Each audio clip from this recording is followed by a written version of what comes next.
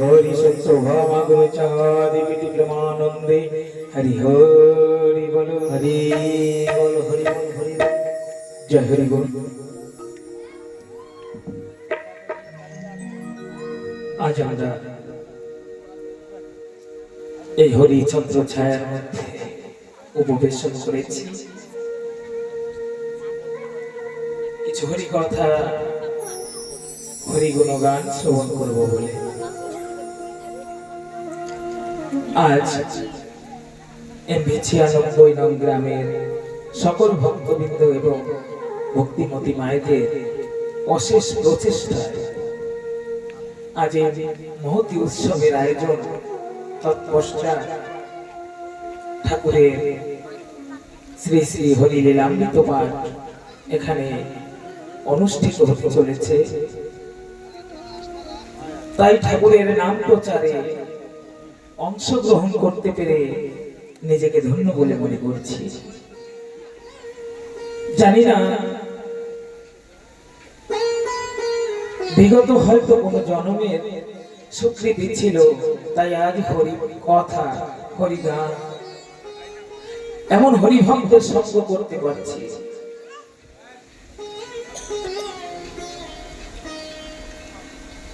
হরি এমন জিনিস যার নাম নিলে পরে নয়নকে বলতে হয় না, এ নয়ন আমি হরি নাম গ্রহণ করছি, তুই অজরে দুটা নয়নের জল ছেড়ে দে।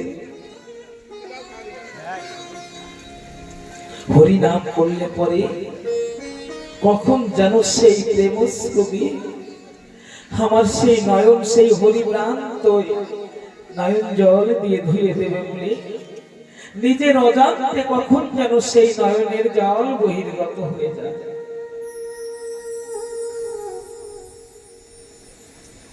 তখন মনে হয় এই অসার সংসার বাড়ি গাড়ি আমার আমার করে কি করেছি, কিন্তু যখন আমি হরির থেকে আবার বিচ্ছিন্ন হয়ে দূরে চলে যাই তখন আবার আমায় সেই মায়া জালে বেষ্টিত করে ধরে।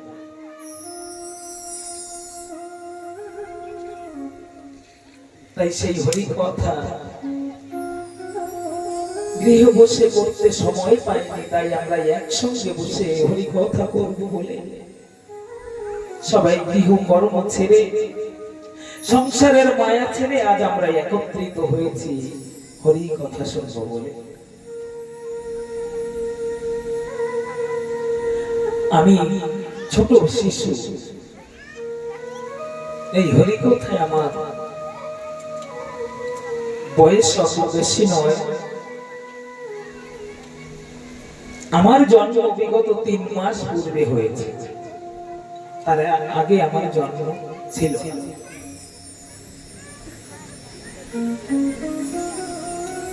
আমি এই তারকেশ্বরী ধরে বসে বলছি 3টি মাস আগে আমার জন্ম হয়েছে। আমি 3টি মাস এই হরিবাসরে কেমন জন্ম হয়েছে, জাগতিক জগতে জন্ম আমার অনেক দিন হয়েছে, 40 হয়তোবা 42 বছর হয়ে গেছে, কিন্তু আমার এই হরির বাজারে এই প্রেমের বাজারে হরি কথা বলতে এই হরির দেশে চলতে মাত্র 3টি মাস আমার জন্ম হয়েছে। তাহলে আমি কত শিশু। কেহ কেহ হরি কথা বলতে বলতে জীবন সূর্য কখন যে পশ্চিম আকাশে ডুবে যায় তবু হরির দর্শন পায় না। আর আমি তো নরাধম, এই জগৎ সংসারে এসেছি মায়ায় আবদ্ধ হয়ে আমার আমার বলে কখন যে আমার আমিত্বের মধ্যে ডুবে গেছি। তবু আপনাদের অশেষ করুণা আমাকে আপনারা কৃপা করে আহ্বান করেছেন। এই পাপ মুখে কত কথা বলেছি, কত বাহ্য কথা, কত অন্যথা আমি এই মনোপ্রাণ সঁপে দিয়েছি, হরির মান পথে সঁপে দিতে পারি। তাই ভক্তের ডাকে আজ ভগবানের কথা বলবো বলে এই ভক্তের সম্মুখে এসে আমি উপবেশন করেছি। ওমা, যদি কোনো মালিক ফুল গাছ রোপণ করে, সেই গাছে যদি ফুল হয়, সেই ফুলের কিন্তু অধিকারী মালি থাকে না। যে মালি ওই রাজবাড়িতে কাজ করে বা যে মালিকের কাছে কাজ করে, সেই মালিকের অধিকারী হয়ে যায়। তেমনি মতো আমিও আপনাদের ফুলের বাগিচায় কাজ করি, আপনাদেরই গাছের ফুল নিয়ে আমি আবার আপনাদের সেই পাদপদ্মে অঞ্জলি দিতে এসেছি। যে হরি কথা আমি আপনাদের থেকে শ্রবণ করেছি, সেই হরি কথা পুনরায় আবার আপনাদেরকে শ্রবণ করাচ্ছি। এর মধ্যে আমার কোনো কৃতিত্ব নেই, যা কিছু সবই আপনাদের দেওয়া দান। তাই আপনাদের শেখানো হরি কথা বলতে বলতে যদি কোনো আন কথায় আমি প্রবেশ করি, দয়াপূর্বক নিজ সন্তান জ্ঞানী, নিজ ভাই জ্ঞানী, অবোধ সন্তান বলে আমাকে আপনারা ক্ষমা সুন্দর দৃষ্টিতে দেখে আমাকে সুপথে চালনা করবেন, এই আমার বিনীত প্রার্থনা। বলো না মা, জয় হরি বল। আজ আমরা যে হরিলীলা অমৃত কথা শ্রবণ করতে বসেছি, এই হরিলীলা অমৃত কথা আমাদেরকে কে দিয়েছে? হরি কিন্তু আমরা কখনো চোখে দেখিনি। দেখেছি মা? কে কে হরিকে দেখেছি? আমরা দেখেছি কেউ? মায়েদের মধ্যে হয়তো হরির দর্শন পেয়েছে, আমরা হরির দর্শন পেয়েছি শুধু অনুভবে।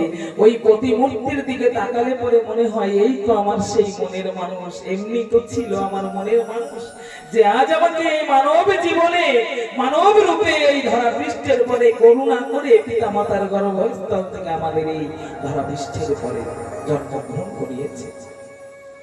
কত আপন মনে হয়, দেখিনি কোনোদিন, তবুও যেন বড় আপন, তাই না? কিন্তু এই হরির রূপ কথা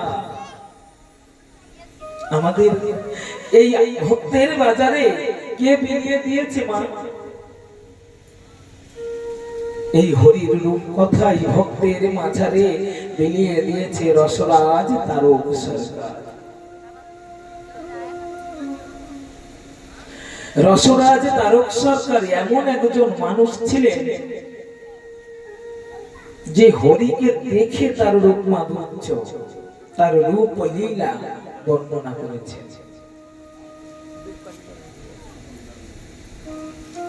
তাই তো সে লীলামৃতের পাতায় কলমে দিয়েছে রাম হরি কৃষ্ণ হরি শ্রী গৌরাঙ্গ হরি, হরি চাঁদ আসল হরি, পূর্ণানন্দ হরি।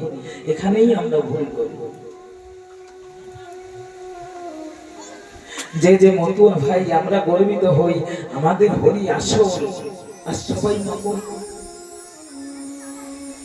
আবার আমাদের বৈষ্ণব সম্প্রদায়ের আমরা যারা আছি সবাই কি বলি? হরি আসল হলে আমাদের কৃষ্ণ কি নকল, আমাদের রাম কি নকল? এখানে আসল নকলের কথা নয়। এখানে আমার তারক সরকার আসল নকলকে বোঝাতে আসেননি। এমন একজন মহাপুরুষ, সে কখনো কারো নিন্দা করতে পারে না। যেখানে আমার হরিচাঁদ বলেছেন কারো ধর্ম নিন্দা করিও না, দ্বাদশাধ্যায় আছে না মা, কারো ধর্ম নিন্দা করিও না। সেখানে আমার তারক হরিচাঁদের আদর্শে আদর্শিত হয়ে সে কখনো এত বড় ভুল করতে পারে? আমরা মনে তো জায়গা নেই।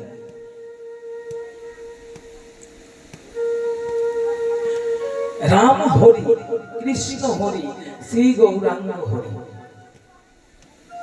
তারক সরকার বলেছেন আমি যে রাম হরি তাকে আমি কখনো চোখে দেখিনি, শুনেছি, শাস্ত্রের অধ্যয়ন করে আমি শুনেছি রাম হরি।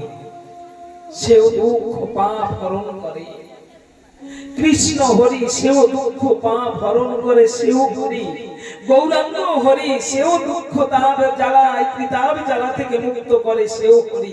কিন্তু আজ আমি এই ওরাকান্দি ধামে এসে আমি পূর্ণ ব্রহ্ম শ্রী শ্রী হরিচাঁদকে স্বরূপে দর্শন করে আমি তাই করণ নিয়েছি রাম হরি কৃষ্ণ হরি শ্রী গৌরাঙ্গ হরি, হরিচাঁদ আসল হরি, পূর্ণানন্দ হরি। হরি বল, হরি বল।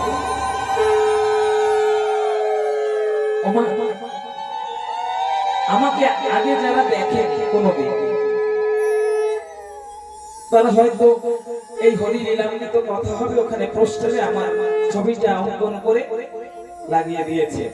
তখন ওই ছবিতে দেখে কেউ কেউ অনুভব করছে যে হয়তো এই পাঠক মশাই এমন হবে। কেউ আবার মনে ভাবছে তার চেয়ে একটু মোটা হতে পারে, কেউ আবার মনে ভাবছে তার চেয়ে একটু পাতলা হতে পারে, অনুভব করছে। কিন্তু যখন আমি এসে এই জায়গায় দাঁড়িয়েছি তখন সবাই আমাকে দেখে মনে করে না ওই ছবি, ওটা ছবি আর এই যে আসল দাঁড়িয়ে আছে এইটুকুই তফাৎ। আমার হরি যে আমার তারক যে কাউকে নকল বলে আখ্যা করেছে সে কথা কিন্তু কোথাও লেখা নেই। এটাই আমাদের বোঝার ভুল। সবাই হরি। যুগে যুগে ভগবান এসেছে ধর্মকে স্থাপন করতে, সাধুদেরকে রক্ষা করতে, অসাধুদেরকে বিনাশ করতে। তাই তো তিনি গীতার পাতায় লিখেছেন যদা যদা হি ধর্মস্য গ্লানির্ভবতি ভারত অভ্যুত্থানাধর্মস্য তদাত্মানং সৃজাম্যহং পরিত্রাণায় সাধুনাং বিনাশায় চ দুষ্কৃতং ধর্ম সংস্থাপনায়ার্থে সম্ভবামি যুগে যুগে। আমি এই ধর্মকে স্থাপন করার জন্য যুগে যুগে অবতার হয়ে আসি। কখনো রাম, কখনো কৃষ্ণ, কখনো গৌরাঙ্গ, কখনো বুদ্ধ, কখনো হরিচাঁদ। যেই যুগে যা প্রয়োজন সেই যুগে তিনি তাই দিতে এসেছে।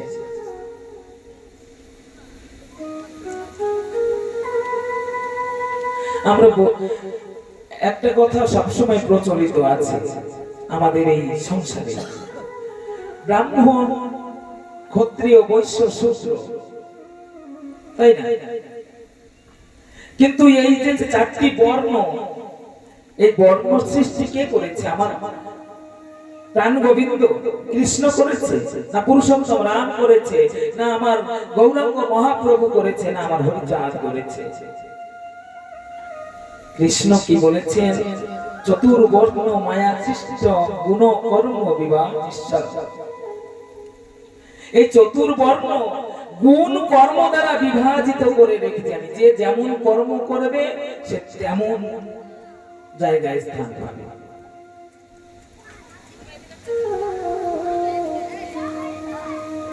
তাই আবার বলেছেন জন্মেন শূদ্র সংস্কারেণ দ্বিজ ব্রহ্ম জানতি ব্রাহ্মণ। আমাদের এই শরীরের মধ্যেও ব্রাহ্মণ ক্ষত্রিয় বৈশ্য শূদ্র বিরাজিত। কেমন? আমাদের এই কণ্ঠ থেকে উপরে যত আছে শব্দ ব্রহ্ম, স্পন্দন ব্রহ্ম, আমাদের শ্রবণ ব্রহ্ম, এইটুকু হচ্ছে আমাদের ব্রহ্ম, মানে ব্রাহ্মণ। বাহু হচ্ছে ক্ষত্রিয়ের প্রতি, বলের প্রতি, তাই এইটুকু বলেছে ক্ষত্রিয়। আমাদের এই বক্ষস্থল থেকে কলিদেশ পর্যন্ত হচ্ছে বৈশ্য, যারা ব্যবসা বাণিজ্য করে। এ হচ্ছে আমাদের গোডাউন, তাই না? যা আমরা ক্রয় করি এখানে রাখি, আবার এখান থেকেই বহির্ত্যাগ করে দিই। এটাই হচ্ছে আমাদের বৈশ্য, ব্যবসার জায়গা। এই তিনটি জাতিকে ধারণ করে কে রেখেছে? এই তিনটি বর্ণকে ধারণ করে কে রেখেছে? শূদ্র। সে হচ্ছে কোটি দেশ থেকে পাদদল পর্যন্ত শূদ্র। এই হচ্ছে চারটি বর্ণের নমুনা।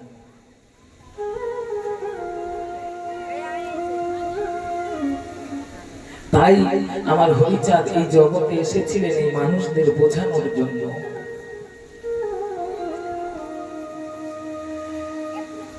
তাই তো আমার তারক সরকার লিখেছে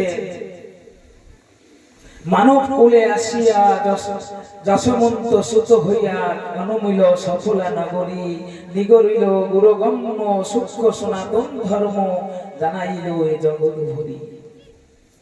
সূক্ষ্ম সনাতন ধর্ম।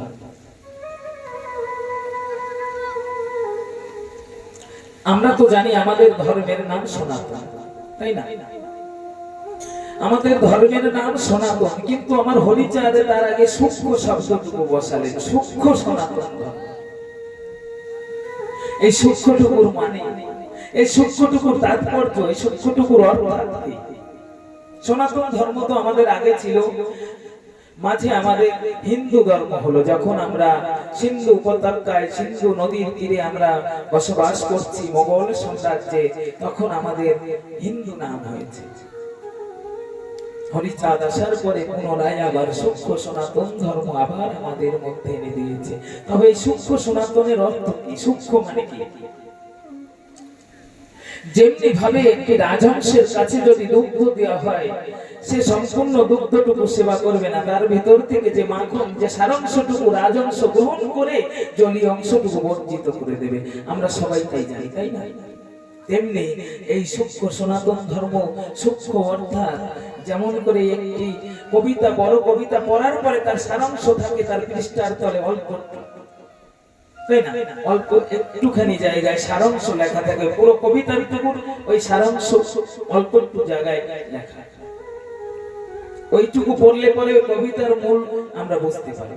তেমনি আমার হরিচাঁদ বললেন যে এই সনাতন ধর্মের ভিতরে যা কিছু আছে সূক্ষ্ম ভাবে ও সূক্ষ্মাতি সূক্ষ্ম ভাবে আমি এই জগৎ সংসারকে বুঝিয়ে দেব। আমি এই সংসারের মধ্যে থেকে আমি নিজে সংসারী হয়ে গারস্থ ধর্ম প্রচার করব এই জগৎ সংসারে। সূক্ষ্ম অর্থাৎ সার অংশ, আমার এই সনাতন ধর্মের সার অংশ বোঝালেন আমার হরিচাঁদ।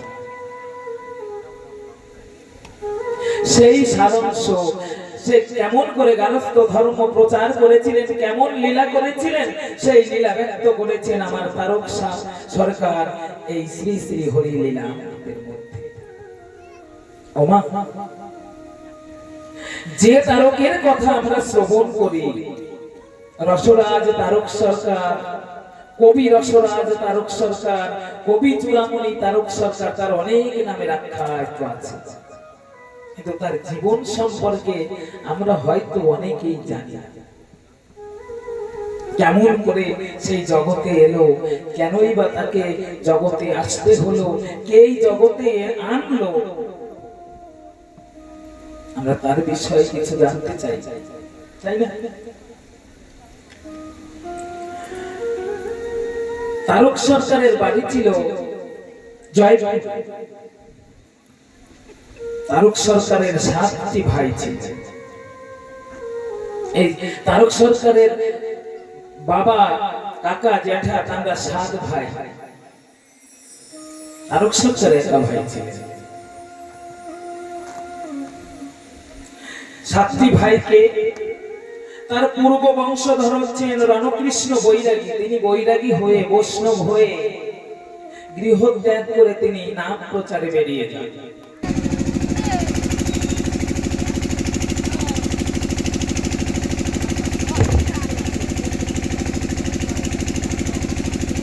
জয় হরি বল, হরি বল, জয় হরি বল।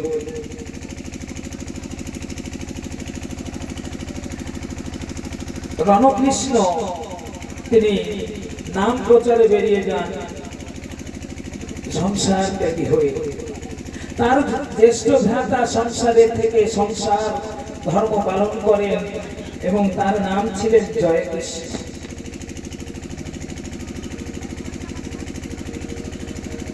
এই জয়কৃষ্ণের ছিলেন 7টি সন্তান।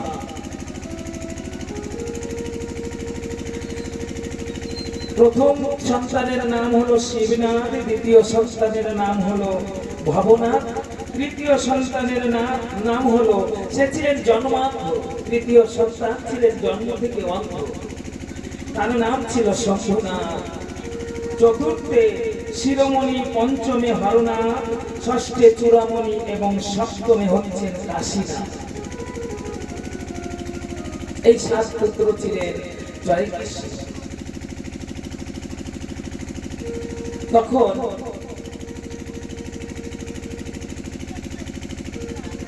চূড়ামণি এবং শিরোমণি, এই দুই ভাই কলকাতার বুকে তখন দারোগার চাকরি পেয়ে তারা দু ভাই কলকাতার বুকে গিয়েছেন চাকরি করতে। কিছুদিন ওখানে চাকরি করার পরে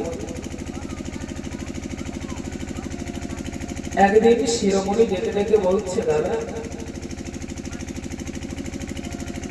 শুনেছি নিকটে কালীঘাটের কালী মন্দির, চলো না একদিন আমরা দু ভাই গিয়ে এই কালীঘাটের কালী মন্দিরের মা কালীকে দর্শন করে আসি। কেননা তারা ছিলেন শক্তি মতে দীক্ষিত, শক্তির পূজা করতে। যখন কালীঘাটের কালী মন্দিরে দুটি ভাই গিয়েছেন, চূড়ামণির তখন চুল বড় বড়, আগেরকার কিন্তু চুল আমাদের পুরুষদেরও বড় বড় ছিল। এখন আমরা অনেক রকম ছোট খাটো, আমরা যাকে ইংরেজি ভাষায় বলে কাটিং করে রেখেছি, তাই না? কিন্তু আগে চুল বড় বড়ই ছিল। যখন চূড়ামণি ওই আদ্যাশক্তি মহামায়াকে প্রণাম করলেন, ওই চূড়ামণির মাথার চুল দিয়ে মা কালীর পায়ে পড়লেন, তখন হালকা একটু পবন হলো ওই চুলে। যেমনি ভাবে চামড় দিয়ে ব্যঞ্জন করলে বলে ঠাকুরের দেখে বাতাস লাগে, তেমনি চূড়ামণির কেশের বাতাস আমার ওই মহামায়া কালীর গায়ে লাগে। তারা তো পূজাদি করে নিজ ভবনে এসেছে। সন্ধ্যার সময় যখন পূজারি ওই মা কালী মন্দিরে পূজা দিতে গিয়েছে, তখন দৈববাণী করে পূজারীকে বলছে, হে পূজারি, আজ দুপুরে যে ভক্ত দুজন এসেছিল আমায় প্রণাম করেছে, সে ভক্তের কেশের বাতাস আমার দেহে লেগেছে। তোমায় বলি তুমি যাও সেই ভক্তের চুল কেটে আমায় তুমি চামড় করে আমায় বাতাস দাও।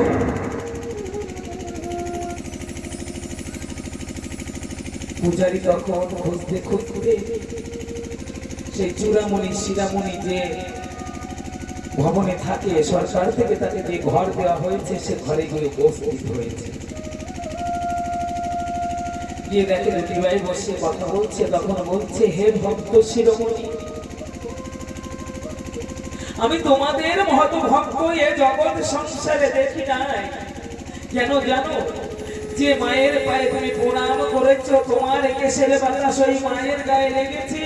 তোমার মতো ভক্তের কেশ দিয়ে মা চামড় তৈরি করে সে বাতাস গায়ে লেগেছে।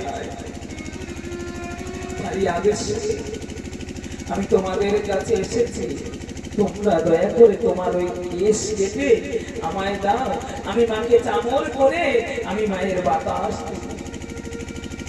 চূড়ামণি তখন বেরিয়ে গেলেন, বললেন, আমি তো মাকে বাতাস দেওয়ার জন্য মাকে প্রণাম করিনি। মায়ের যদি বাতাস লেগে থাকে সেটা আমার দোষ নয়। আমার এত সুন্দর সাজের চুল কেটে আমি কিছুতেই তোমাদের ওই মায়ের ব্যঞ্জন মানে চামড় করে দিতে পারবো। তুমি ফিরে যাও, তোমাদের এই মাকে গিয়ে বলো আমি কিছুতেই আমার এই সাজের চুল কেটে দিতে পারবো। ব্যর্থ হয়ে ফিরে গেলেন পূজারী আমার। গিয়ে মাকে করজোড় করে বলছে, ও মা, এ তো সে ভক্ত নয় যে ভক্তের চুল তুমি চেয়েছিলে। এ যে অনুরাগী ভক্ত। তোমার ভক্তের কেশ যদি তোমার প্রয়োজন হয়, তবে তুমি নিজে গিয়ে তোমার ভক্তের কাছ থেকে সেই কেশ তুমি নিয়ে এসো। এবার কি করলেন? রাত্রি দ্বিপ্রহর সময় মা নিজে গিয়ে দৈববাণী করলেন, ও চূড়ামণি, চূড়ামণি, আমি তো তোর কাছে আর কিছু চাইনি, শুধুমাত্র একটু কেশ চেয়েছিলাম। তুই তোর কেশ কেটে আমায় দে না বাবা, আমি চামড় করে আমায় ওই পূজারী ব্রাহ্মণ আমাকে দান করবে, আমি শাস্তি দে বাবা। চূড়ামণি সেই ঘুমের ঘরে বলেছে, কিছুতেই আমি দেব না। এমন সাদের চুল কেটে আমি তোমায় দিয়ে দেবো না। না, দরকার পড়ে আমি এইখান থেকে কলিকাতা থেকে চাকরি ছেড়ে দিয়ে আমি আমার জয়পুরে চলে যাব, তবুও আমার কেশ কেটে আমি তোমার হাতে তুলে দিতে পারবো না। মা ব্যর্থ হয়ে চলে গেলে চূড়ামণি বলছে আর এখানে আমি চাকরি করবো না। আমার চাকরি যায় যাবে, তবু আমার এই সাদের চুল আমি কেটে দিতে পারবো না। তখন চূড়ামণি কি করলেন, দাদাকে বলে তারা নৌকায় করে জয়পুরে রওনা করেছে। যখন নৌকায় বসেছেন তখনই বিসূচিকা রোগে আক্রান্ত করে ধরেছে। বিসূচিকা রোগ মানে কি? এখন আমরা যাকে ডায়রিয়া বলি,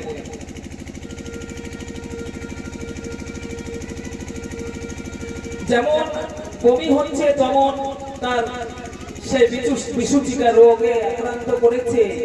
দেহ যেন জরাজীর্ণ হয়ে গেছে, আর উঠে বসতে পারছে না। তখন যে দেখে নৌকার আগার দিকে বসে আছে সেই ত্রিনয়নী আত্মা শক্তি মহামায়া, তখন শিরোমণি চূড়ামণিকে ডেকে বলছে, ও ভাই, আমার মনে হয় ওই মাকে তুই চুল দিসনি বলে আজ মা ওই তোর এত বড় রোগ দিয়েছে। ওই যে দেখ নৌকার আগায় মা বসে আছে, চুল গেলে ভাই চুল পাবি, জীবন গেলে তো জীবন পাওয়া যাবে না। তুই শীঘ্র করে চুল কেটে মায়ের হাতে তুলে দে।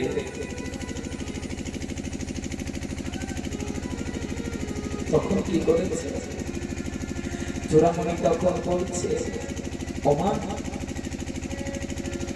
আমার চুল দিয়ে যদি তুমি শান্তি পাও, তবে আমি আমার চুল কেটে তোমার হাতে তুলে দেব মা। তবে তুমি আমাকে প্রাণে বাঁচাও। তখন চূড়ামণি নিজের মাথার চুল কেটে মায়ের হাতে যখন তুলে দিয়েছে, সঙ্গে সঙ্গে যেন চূড়ামণি সুস্থ হয়ে গেছে। তখন মা বলছে, ও চূড়ামণি, আমায় তো আমি যা চেয়েছি তুই তাই দিয়েছিস, কিন্তু আমি যে তোকে কিছু দিতে চাই। চূড়ামণি বলছে, আমার কিছু চাই নাই। বলছে, না না, আমি যে তোর কাছে ঋণী হয়ে যাবো বাবা, আমি যে তোকে কিছু দিতে চাই। বলছে, বলো কি দিতে চাও? বলছে, তোদের গৃহে তো কোনো সন্তান নেই, আমি যদি তোদের গৃহে সন্তান হয়ে আসি, আমি যদি তোদের মেয়ে হয়ে আসি। চূড়ামণি বলছে, রক্ষে করো মা,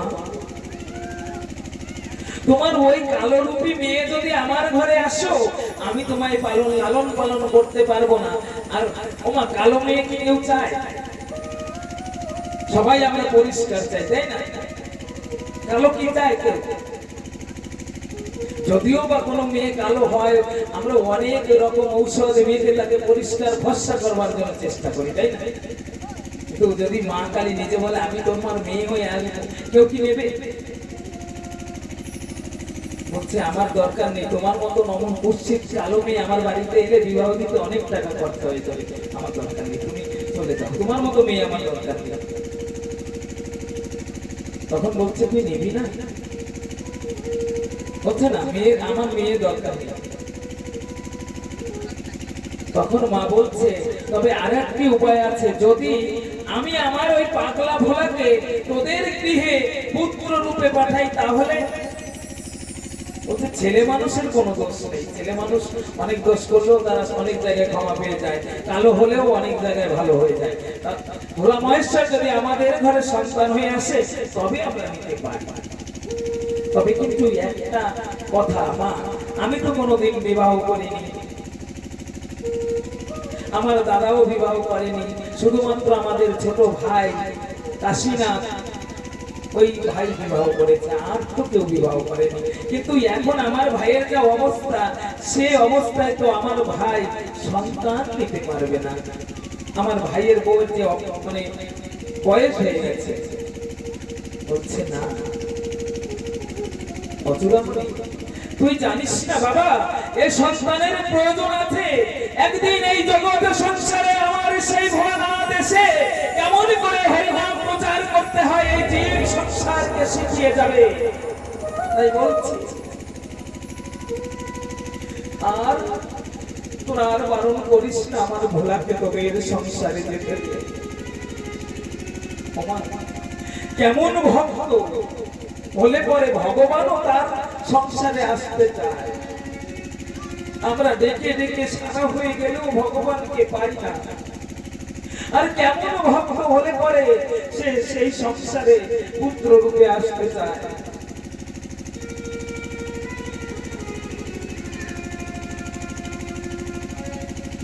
আজ শিরোমণি আর চূড়ামণি দুটি ভাই তারা জয়পুরে গিয়ে সবাইকে বলছে এই ঘটনা ঘটেছে আমাদের সঙ্গে। কিছুদিন যেতে যেতে মায়ের পূজার সময় এসেছে। চূড়ামণির বাড়িতে মায়ের পূজা হতো, কিন্তু মা স্বপ্নাদেশে সবাইকে বলেছে আমার পূজা করবি, তোরা তো বলিদান করে আমার পূজা করিস, কিন্তু না, আমার পূজা তোদের শাস্ত্র মতে করতে হবে, বৈষ্ণব মতে করতে হবে। বৈষ্ণব মতে যদি আমার পূজা করতে পারিস, সাত্বিক মতে যদি আমার পূজা করতে পারিস, তবেই আমি তোদের ঘরে পূজা দেব, নচেত আমি তোদের ঘরে পূজা দিতে পারবো। আমরা বলি না মা কালী বলি খায়, মা কালীকে বলি দিতে হয়, মা রক্ত পান করে। যে জগৎ জননী মা আত্মা শক্তি মহামায়া, সে তো সবার, আমারও মা, একটা কুকুরেরও মা, একটা ছাগলেরও মা। তবে সেই সন্তানের রক্ত কোনো মা কি খেতে পারে? তাই স্বপ্নাদেশ করে বলছে শোনো বাবুধন, আমার পূজা তোমরা করবে, কিন্তু বলিদান করতে পারবে না। যদি বলিবিহীন আমার পূজা করো, তাহলে আমি সামর্থ্যে তোমাদের পূজা গ্রহণ করবো। আর যদি একথা অন্যথা হয়, তোমাদের এই বংশ আমি নির্বংশ করে দেব। তখন কি করলেন? তাদের যে গুরুদেবের কাছে গিয়ে বলছে, গুরুদেব আমাদের বাড়িতে বৈষ্ণব মতে আত্মা শক্তি মহামায়া পূজা করতে হবে। গুরুদেব আসতে পারেনি, তাদের দুটি গুরু ভাইকে পাঠিয়ে দিয়েছে। গুরু ভাই এসে সকল পূজার আয়োজন করেছে, কিন্তু যে জন্মান্ধ আমার শম্ভুনাথ ভাইদের কাছে পরামর্শ করে বলছে এতদিন আমরা পূজা করে এসেছি, বলিদান করে আজ বলি দেব না, এ তো হতে পারে না। আরেক ভাই বলছে না দাদা, আজ আমাদের গুরু ভাইরা এসেছে, তারা যদি জানতে পারে আমরা বলে দিয়েছি, তবে গুরুদেব রুষ্ট হবে, আমরা বলে দিতে পারবো না। বলছে গুরুদেব, গুরু ভাই জানতে পারবে না। আমাদের সন্ধ্যাকালীন পূজা করে যখন গুরু ভাইরা বিশ্রামে চলে যাবে, রাত্র তীব্র হওয়ার সময় আমরা ওই মায়ের পায়ে বলিদান করব।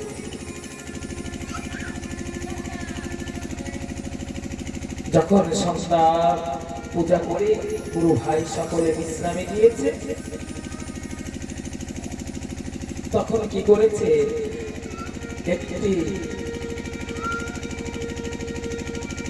ওই অজালো, যাকে আমরা ছাগল বলি, সেই শিশু ছাগলকে ধরে এনে তারা লুকিয়ে বেঁধে রেখেছে। যখন দ্বীপ্রহর হবে, তখন সকল আর অজান্তে গিয়ে তারা মায়ের পায়ে বলিদান করবে।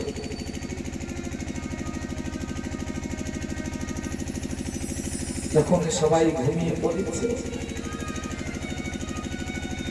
ওই ছাগলটিকে ধরে, ওই অজালমের শিশুটিকে ধরে নিয়ে যাচ্ছে ওই মায়ের কাছে বলিদান করবে বলে। তখন ওই অজালমের শিশুটি জানতে পারে যে আজ আমার জীবনের শেষ বেলা, আজ আমাকে ওই মায়ের পায়ে বলি দেবে। তাই সে যেন সেই মাকে আত্মনাদ করে বলছে, মা মা গো, তুমি আমায় রক্ষা করো, মা আমায় রক্ষা করো।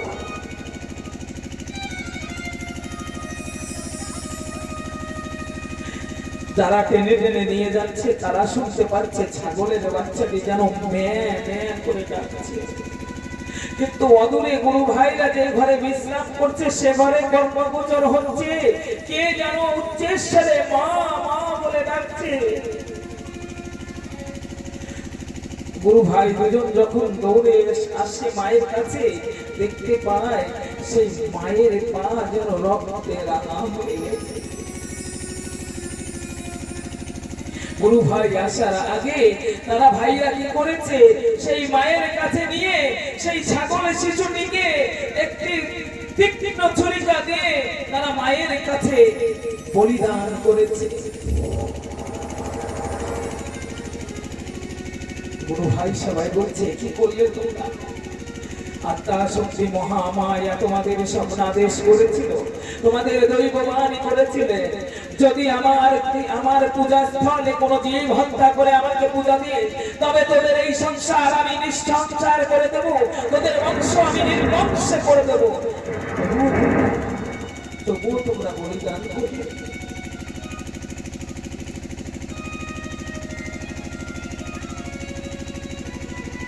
এখন শুরু হয়ে গেল সংসারে মরণ। মায়ের কথা শুনল না ভক্তগণ, গুরু ভাই সকলে রাগ হয়ে চলে গেলেন। কিন্তু এই যে পরামর্শ হয়েছে, এই পরামর্শ একমাত্র কাশীনাথ জানতেন না, সবাই জানতেন। কাশীনাথের অগোচরে এ কাজ হয়েছে। তাই মা বলেছে যে কয়জন জেনেছে, জেনে বুঝে কাজ করেছে, তাদেরই মরণ হবে। আর যে কাজ জানে না, এ চক্রান্ত শোনেনি, তার মরণ হবে না, সেই একমাত্র বেঁচে থাকবে। তাই কাশীনাথ জানতেন না। সেই কাশীনাথের ঘরে আমার আত্মা শক্তি মহামায়ার পরে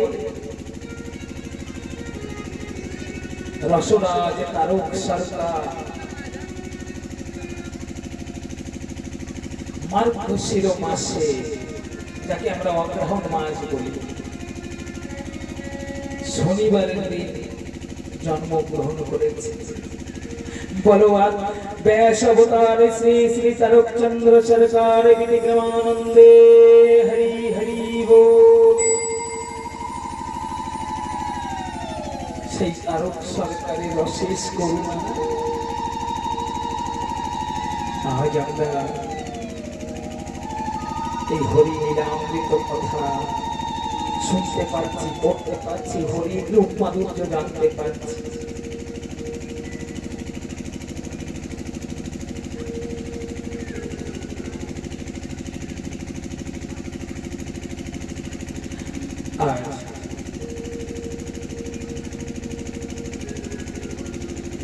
আমরা ঠাকুরের জন্ম কাহিনী কেমন করে রামকান্তের বরে দশমুখের ঘরে পূর্ণ ব্রহ্ম শ্রী শ্রী হরি চা দিলেন। এই রামকান্ত কেমন ছিলেন, কেমন বৈরাগী ছিলেন, কেমন সে সাধু ছিলেন, আজ আমরা তার সম্পর্কে কিছু আমরা জানব।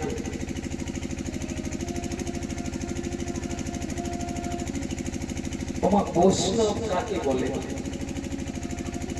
তৃণোদপি সুনির্জন তরুরে বা সহিষ্ণু না মানি না মানবেন কীর্তনিয়া সদা হরি।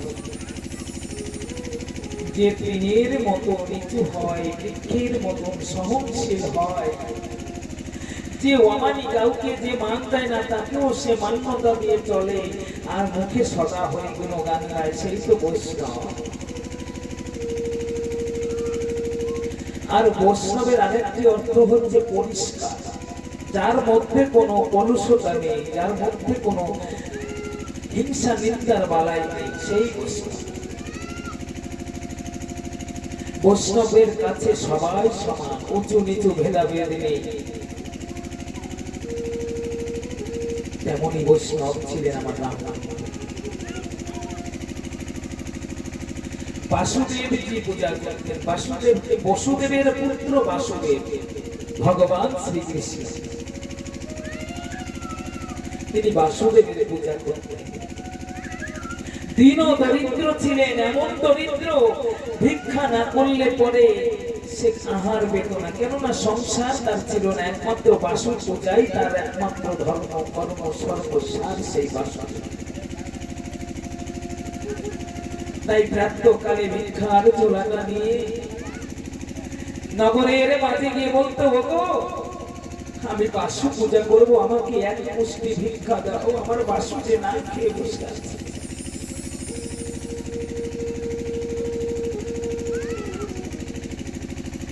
আমার বাসু যে না খেয়ে বসে আছে, তোমরা আমাকে এক মুষ্টি ভিক্ষা দাও।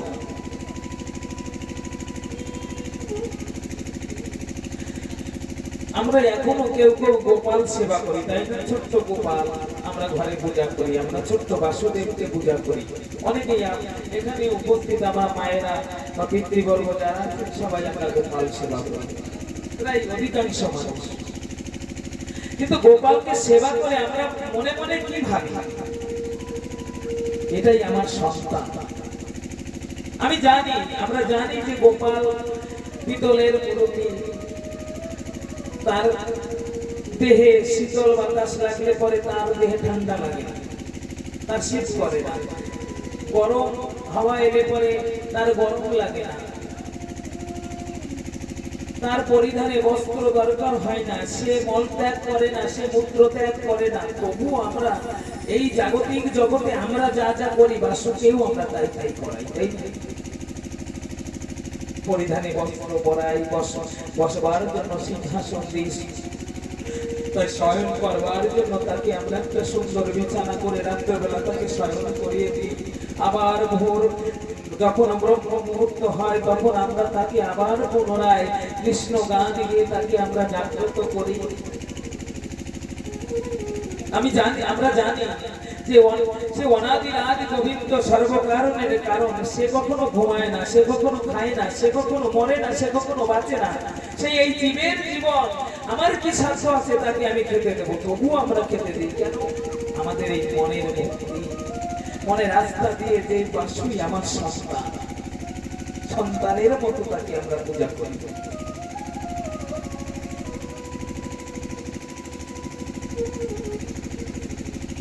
আমরা একটি গানে শুনেছিলাম, বৃন্দাবনের একটি কাহিনী। একটি বুড়িমা বাসুকে পূজা করতেন, বাসুর সেবা করতেন। কিন্তু সেই বাসু সেবা করতে করতে একদিন বুড়িমা বৃদ্ধাবস্থা যখন হয়ে যায়, পুত্রবধূকে ডেকে বলে, মাগো, আজ আমার বাসুর জন্মদিন, তুমি একটু বাসুকে স্নান করিয়ে আমার জন্মদিন পালন করে দাও। শিক্ষিত সমাজ এসবের কিছু মানে না, তাই বৌমা কি করেছে, কোনো ভরে সেই বাসুকে টেনে আনতে গিয়ে হাত থেকে বাসু যেন ওই তলে পড়ে গেছে। তখন বুড়িমা দেখে বলছে, হায় রে, আমার বাসুকে এমনি ভাবে ফেলে দিলে। আমার বাসু ব্যথা পেয়েছে, তার হাত হয়তো ভেঙে গেছে, সে কোথায় ব্যথা পেয়েছে শীঘ্র গিয়ে একটি চিকিৎসক, একটি ডাক্তারকে ডেকে নিয়ে আসে। ছেলে তখন ভাবছে মা বোধহয় পাগল হয়ে গেছে, পিতলের মূর্তিতে কি ডাক্তারের দরকার আছে? পিতলের মূর্তিতে ডাক্তারের দরকার নেই। মাকে যত বোঝালে মা বুঝছে না, তবুও বলছে, তুই যদি ডাক্তারের আনছিস বাসুর সঙ্গে সঙ্গে আমাদের জীবন পরিত্যাগ করে দেব। তারা প্রতিবেশী বলছে, বুড়িমা যখন বলেছে ডাক্তার আনতে, তবে তুমি গিয়ে একটু ডাক্তার এনে দিলে পরে বুড়িমা যদি ডাক্তারে বলে যে না সুস্থ আছে, তবে বুড়িমাও শান্ত হয়ে যাবে। যাও তুমি মিছামিছি ডাক্তারকে ডেকে নিয়ে আসো। যেই শুনেছে সেই গিয়েছে ডাক্তারকে ডেকে আনতে। ডাক্তার এসে বুড়িমাকে বলছে, বুড়িমা তোমার বাসু ভালো আছে? বুড়িমা তো মানতে রাজি নয়। আমাকে ডাক্তারি শিখাচ্ছ? তোমার যে টেলিস্কোপ, যে মেশিনখানা আছে, সে মেশিনখানা দিয়ে আমার বাসুর বুকের উপরে ধরেছো? তুমি আমার বাসুকে স্পর্শ না করে বলছো আমার বাসু ভালো আছে?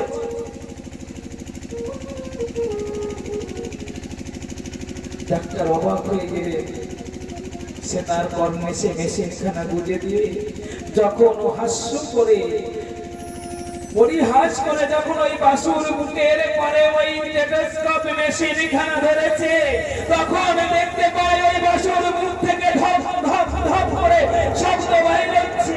হরি বল, হরি বল, হরি বল। এই যে ভক্তি মা, এই যে ভক্তি, ভক্তির জোরে পিতলের মূর্তিতেও প্রাণ প্রতিষ্ঠা হয়েছে। ভক্তির জোরে ওই পিতলের মূর্তিতে নিঃশ্বাস প্রশ্বাসের সেই বাসু জীবন্ত হয়ে উঠেছে।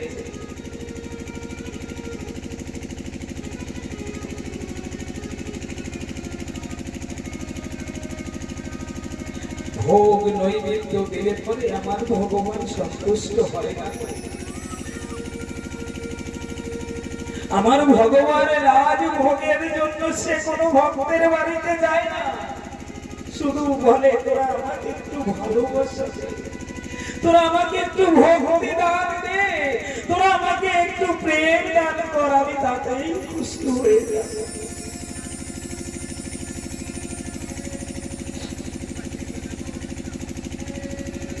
এমনি ভাবে রামকান্ত আমার বাসুকে সেবা করত। বাসুকে সেবা না দিয়ে রামকান্ত জলস্পর্শ করতেন না। জগৎ সংসারে পুত্র ছিল না, কন্যা ছিল না, স্ত্রী ছিল না, মা ছিল না, বাবা ছিল না। মা বাবা তো পরপারে সেই গোবিন্দের কাছে চলে গেছে, কিন্তু কোনোদিন সে সংসার জীবনে প্রবেশ করে। রামকান্ত মনে মনে ভাবত এই বাসুই আমার সব, এই বাসুকে ছাড়া আমি বাঁচতে পারবো না, আর বোধহয় বাসু আমাকে ছাড়া থাকতে পারবে না। আমি আর বাসুকে যেমনি করে একটি পিতা তার পুত্রকে যত্ন করে প্রতিপালন করে, আমার বাসুকেও রামকান্ত তেমনি করে পুত্র মনে ভেবে আমার বাসুকে প্রতিপালন করতে। বাসু কি খেলে ভালো হবে, কি খেলে তার অসুবিধা হবে, কি খেলে তার শরীর খারাপ হবে, কি খেলে তার অতিরিক্ত পেটে যন্ত্রণা হবে, সেই ভোগতে, তাছাড়া কোনো ভিক্ষা করে যেদিন খুদের চাউল পেতেন, সেদিন ওই খুদ রান্না করে বাসুকে দিয়ে বলতো, বাসু আমি যে বড় দিনহীন, তুই দিনহীন পিতার কাছে আছিস, আজ এই ক্ষুধার্ত তুই সেবা করে আমাকে কৃতার্থ কর। কোনদিনও ভিক্ষায় সে কলার মোচা পেয়ে সেই কলার মোচাটিকে অল্প ঝাল, যাতে রাগ না হয়ে যায়, ঝাল দিয়ে অল্প দিয়ে আমার বাসু খেতে পারবে না, অল্প ঝাল দিয়ে বাসুর কাছে ভোগ লাগিয়ে বলতে, বাসু আজ ভিক্ষায় এইটুকু পেয়েছি, তুই এইটুকু সেবা কর, আমি তোকে আর বেশি কিছু দিতে পারছি না।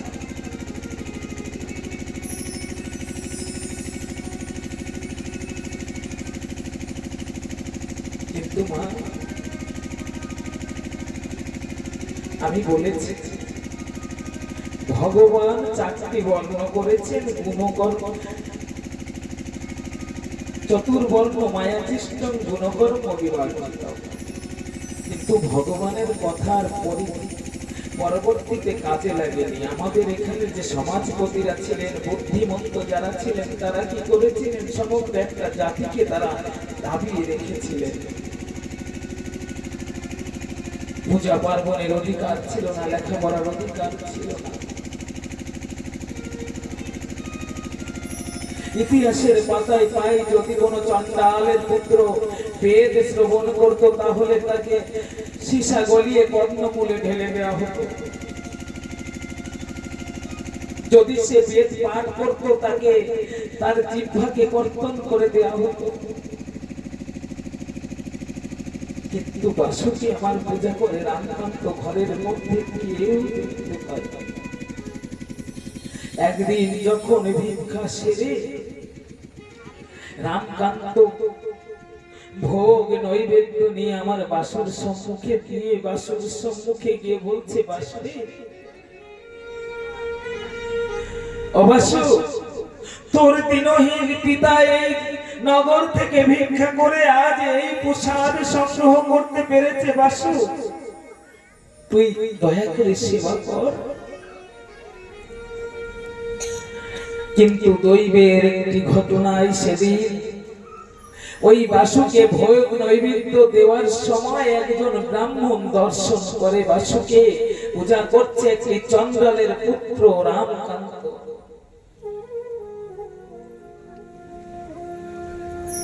সেই ব্রাহ্মণ ঠাকুর দেখতে পেয়ে তাকে কিছু না বলে ব্রাহ্মণ সমাজের কাছে গিয়ে বলছে, দেখেছো আজ দেশটা যেন রসাতলে চলে গেছে।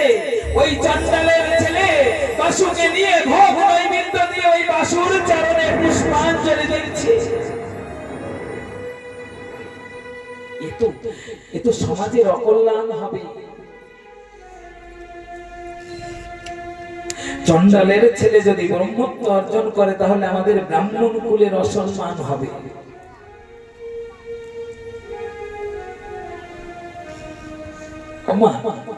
সেও তো কৃষ্ণ পূজা করছিল, কৃষ্ণ তো সবার, তাই না? আমার গোবিন্দ কি কখনো বলেছে আমি অমুক জাতির, আমি তমুক জাতির, আমি এদের নই, আমি ওদের নই? বলেছে আমি সবার মধ্যে বিরাজ করি। আমি যার মধ্যে নেই সে জড়জীব, তার মধ্যে জীবন থাকতে পারে না। আমার ইশারা ভিন্ন গাছের একটি পাতাও নড়তে পারে না।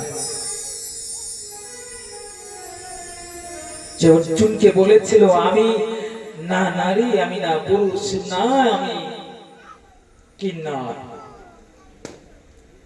আমি না সাকার, আমি না নিরাকার, আমি সকল কানে বিরাজিত, সর্বময় সর্বভূতে বিরাজিত। তাহলে তো চণ্ডালের মধ্যেও আমার ঠাকুর বিরাজ করে, তাই না বাবা? চণ্ডালের মধ্যেও বিরাজ করে, কিন্তু রামকান্তের প্রতি এত নির্দয়, এত নিষ্ঠুর কি করে হলো? তথাকথিত ব্রাহ্মণগণ এসে পরামর্শ করছে ওই বাসুকে, ওই রামকান্তকে আর বাসু পূজা করতে দেওয়া যাবে না। কি করতে হবে? রামকান্তর কাছ থেকে ওই বাসুকে ছিনিয়ে আনতে হবে। তাই কি করেছে?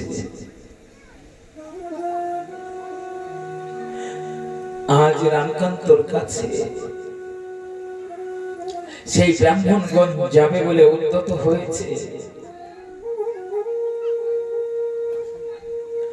আলোর পাশে অন্ধকার, ভালোর পাশে মন্দ, এই দিয়েই তো সংসার। কিছু কিছু ব্রাহ্মণগণ বলছে ও বাসুকে পূজা করছে, আমাদের তো কোনো ক্ষতি হচ্ছে না, তবে বাসুকে আমাদের কাছে কেন আনতে হবে?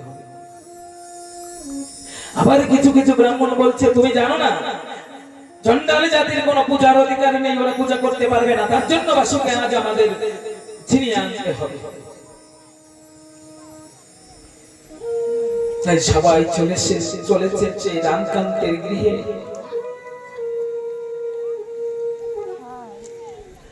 রামকান্তের গৃহের দরজার সম্মুখে গিয়ে ডাকছে, রামকান্ত কোথায়? রামকান্ত, রামকান্ত গৃহে বাসু সেবা দিচ্ছে।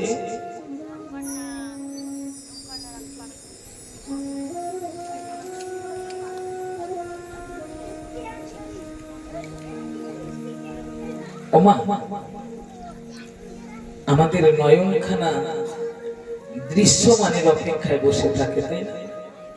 ঠাকুরের মূর্তি না দেখলে পরে মনের মধ্যে ভক্তি উপজয় না। ঠাকুরের মূর্তি দেখলে পরে মনের মধ্যে যেন ভক্তির সঞ্চার হয়।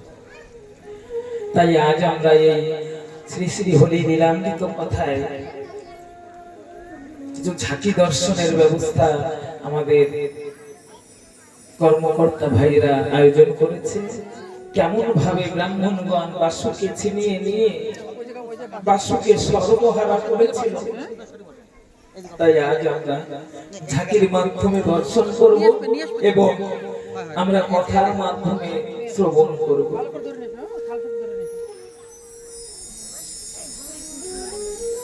আমার সবাই মিলে বাসুদেবজির নামে একটি ধ্বনি দিতে হবে। মা জয় জয় বাসুদেব প্রেমানন্দে হরি হরি।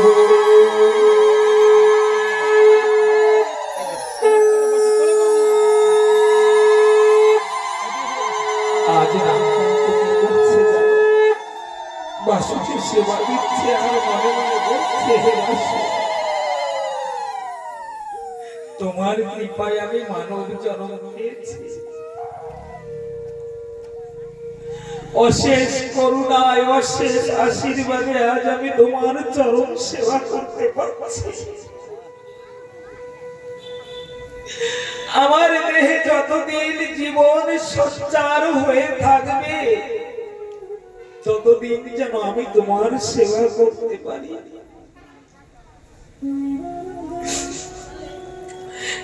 কিন্তু আমার ভগবান কি বলেছে জানো, যে করে আমার আশ তার করি সর্বনাশ, তবুও যদি ছাড়ে না পাশ তার হরি দাস। হরি বল হরি বল হরি বল। ও হয়তো আমার বাসু আমার রামকান্তকে পরীক্ষা দিতে ওই ব্রাহ্মণগণদের পাঠিয়ে দিয়েছে যে তোরা যা আমাকে চিনিয়ে নিয়ে আয়, দেখবো আমার বাসুর কতটা ভক্তি আছে।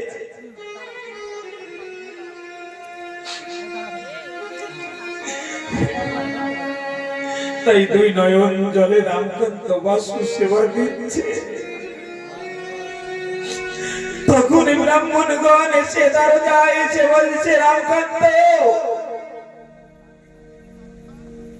রামকান্ত ওই কুটিরের অন্তর থেকে বলছে, কে গো তোমরা কে এসেছো, আমাকে এমনি ভাবে ডাকছো? তখন ওই কুটিরের মধ্যে গিয়ে দেখতে পায় রামকান্ত দুই নয়নে জলে ওই বাসুর চরণ সেবা করছে। তখন একটি ব্রাহ্মণ আর একটি ব্রাহ্মণকে ডেকে ডেকে বলছে, দেখেছো চণ্ডালের সন্তান হয়ে আজ গোবিন্দ সেবায় ব্রতী হয়েছে, এই যে আমাদের ব্রাহ্মণ কুলের কলঙ্ক হয়ে যাবে। ধরো বাসুকে, ধরে ওই রামকান্তকে ঠেলে ফেলে বাসুকে নিয়ে চলো আমাদের।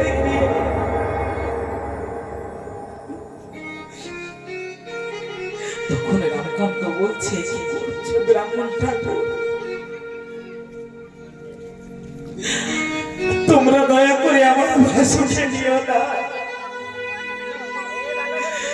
আমার বাসুকে ছাড়া যে আমি বাঁচতে পারবো না। রামকান্ত বুকের মধ্যে বাসুকে জড়িয়ে ধরছে আর ব্রাহ্মণগণ টেনে বলছে, দে বাসুকে আমাদের হাতে তুলে দে।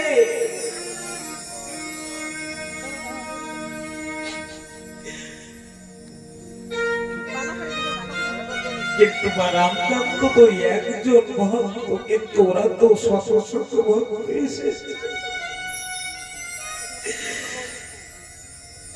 রামকান্তর হাত থেকে যখন বাসুকে ছিনিয়ে নিয়ে রামকান্তকে ঠেলে ফেলে দিয়ে চলে যায়, রামকান্ত বাসু বাসু বলে আরে ও প্রাণে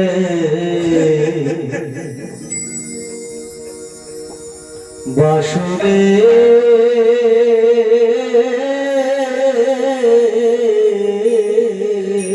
বাসুরে ঠেলে আয় বাসু, তোকে ছাড়া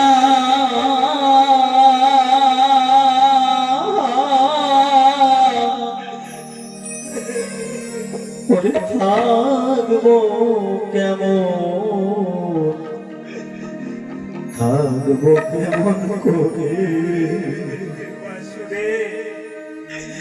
ও প্রাণে বাসুরে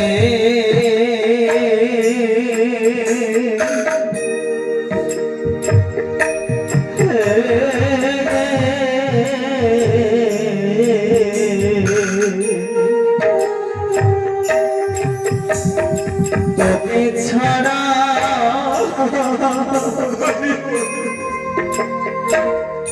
তোকে ছাড়া থাকবো কেমন, থাকবো কেমন করে তোকে হারা হইয়া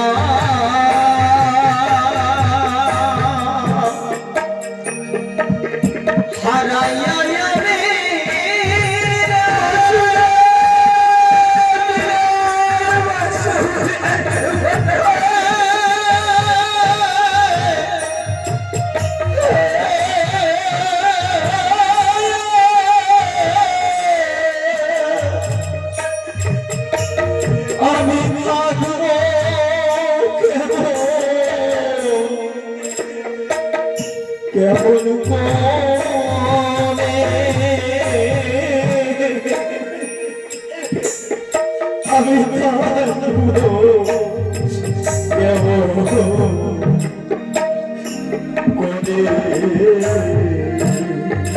ও প্রাণে বাসুরে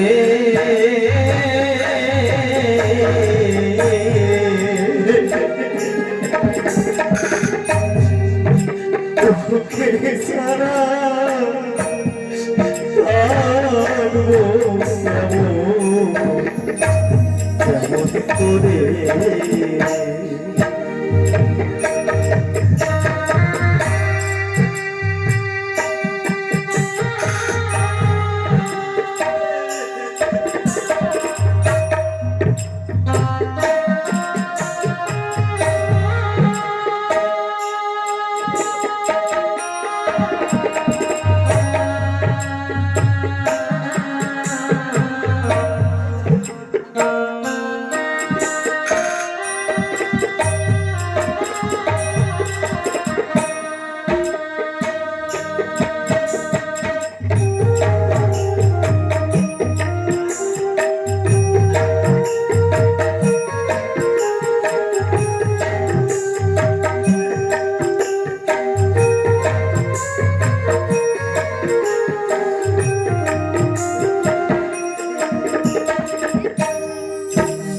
যাও তুমি ওদের ঘরে থাকবে কষ্ট পরে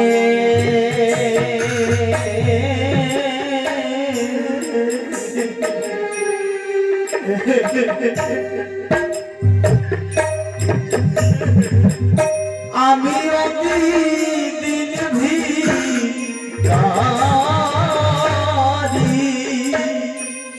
এবাসু কেন আসবে আমার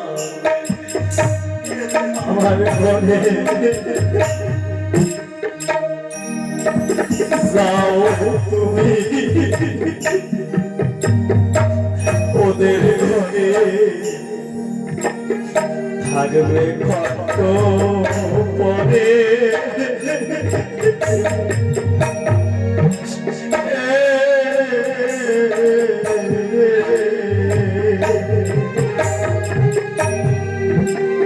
আমি দিন ভিখারি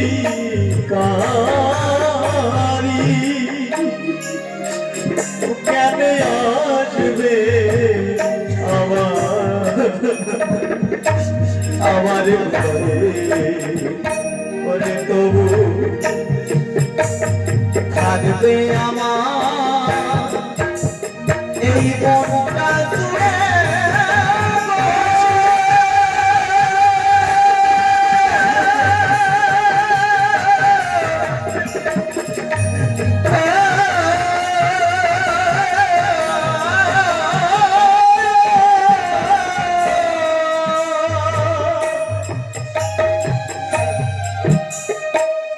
ওরে বাসু তোমায় ভুলবো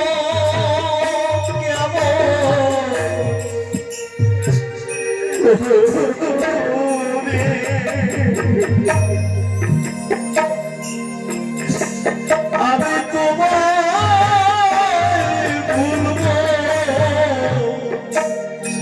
কেমন করে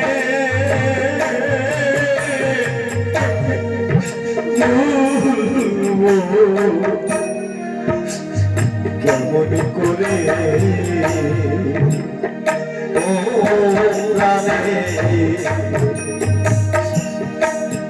আসুরে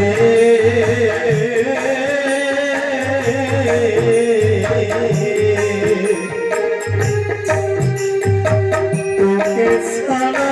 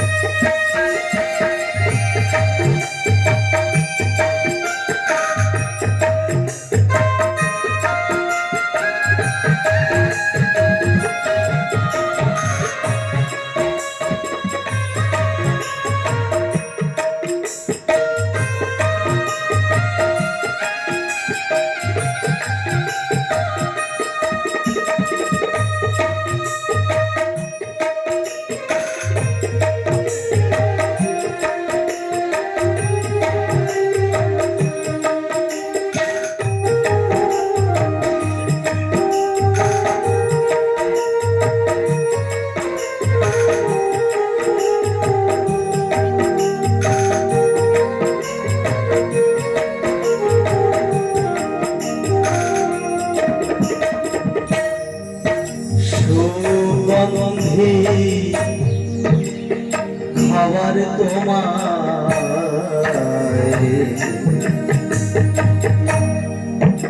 সুগন্ধি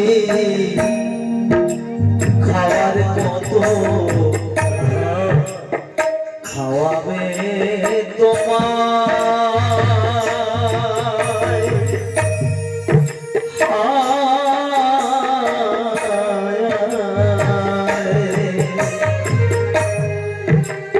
হাসি মুখে খেও বাসু ওরে বাসু বাসু ভুলি আয় আমায় সুগন্ধি খাবার কত খাওয়াবে তোমায়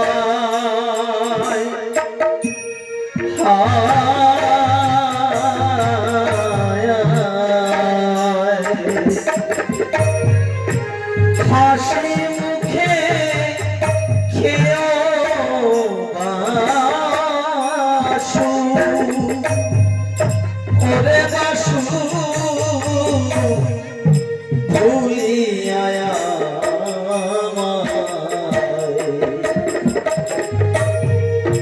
তুমি সুখে থাকো সবাই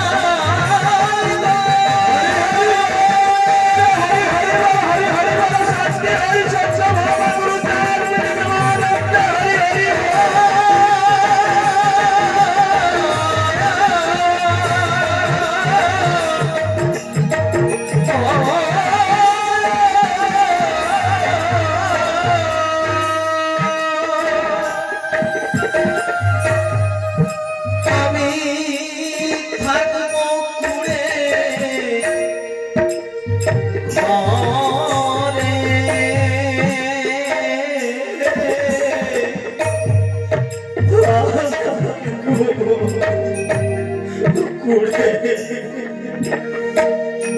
ঘরে ঘুরে ঘরে ও প্রাণে বাসুরে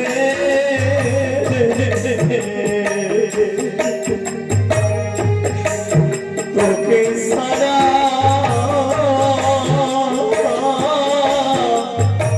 থাকবো কেমন কেমন করে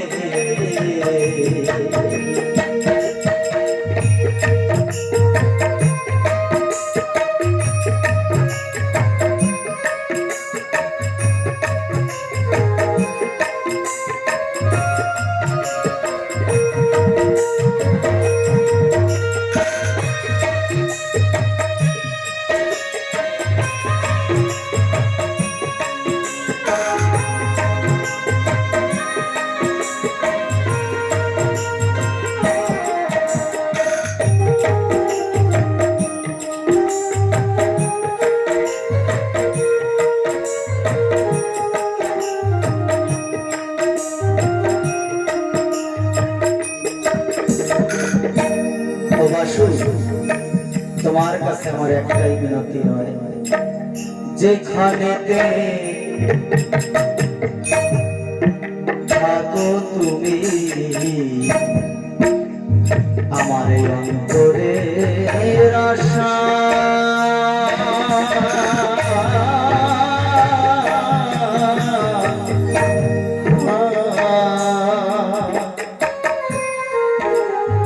তোমার লাগি আমার হৃদয় এই হৃদয় ফুলে ওরে বাসু বেঁধেছি ছোট্ট বাসা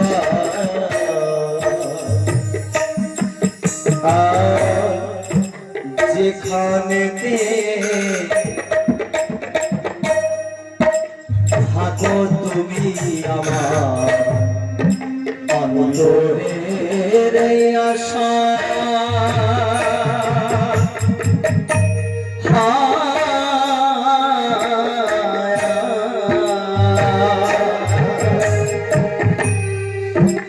তোমার লাগি এই হৃদয় পুরে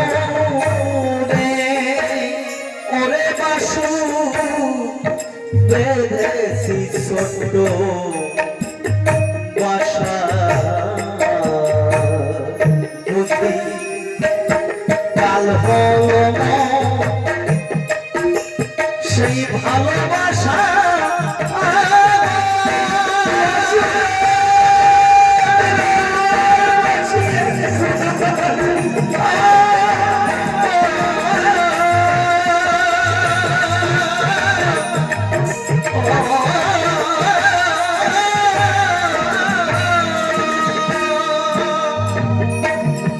ওরে বুঝি কাল হলো সেই ভালোবাসা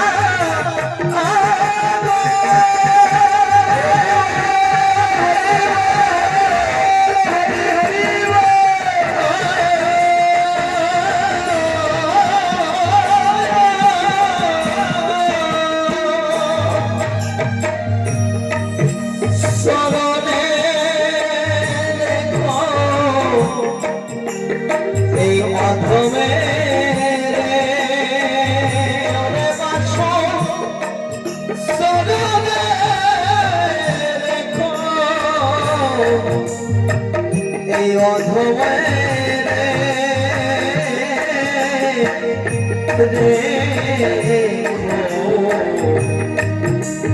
অধমে রে ও প্রাণে বাসুরে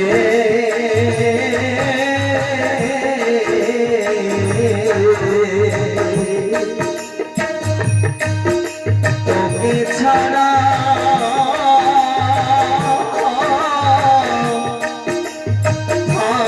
থাকবো কেমন